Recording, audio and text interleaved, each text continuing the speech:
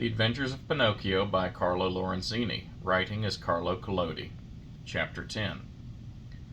The marionettes recognize their brother Pinocchio and greet him with loud cheers, but the director, Fire Eater, happens along and poor Pinocchio almost loses his life. Quick as a flash, Pinocchio disappeared into the marionette theater, and then something happened which almost caused a riot. The curtain was up, and the performance had started.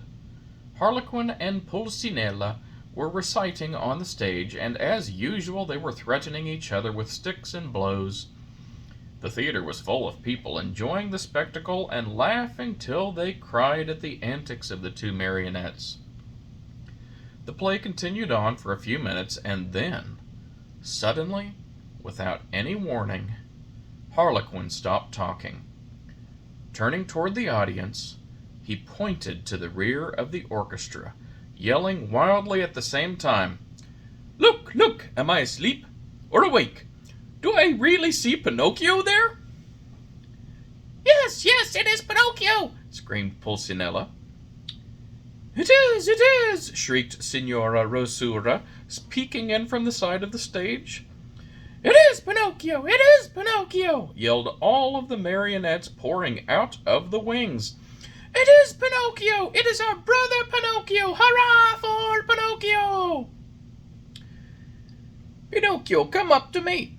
shouted Harlequin. "Come to the arms of your wooden brothers!"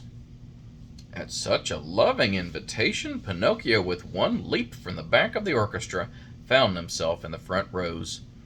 With another leap, he was on the orchestra leader's head. With a third, he landed on the stage.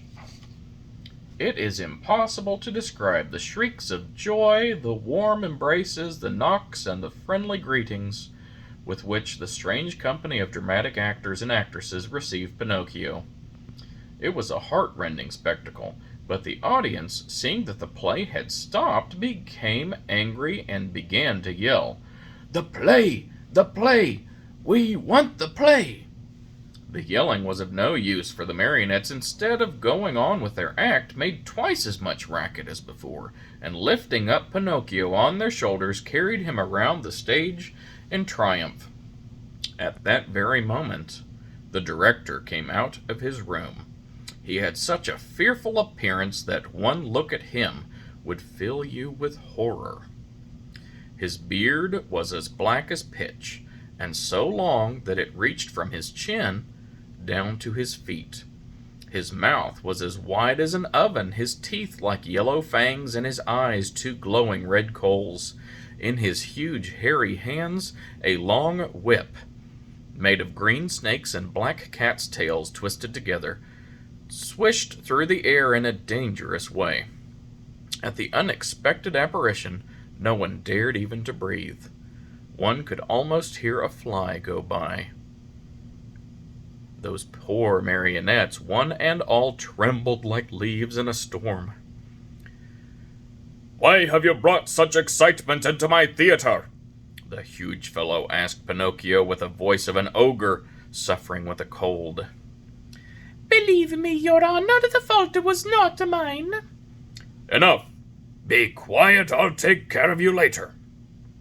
As soon as the play was over, the director went to the kitchen, where a big, fine lamb was slowly turning on the spit. More wood was needed to finish cooking it. He called Harlequin and Pulcinella and said to them, "Bring that marionette to me. He looks as if he were made of well-seasoned wood. He'll make a fine fire for this spit." Harlequin and Pulcinella hesitated a bit, then, frightened by a look from their master, they left the kitchen to obey him.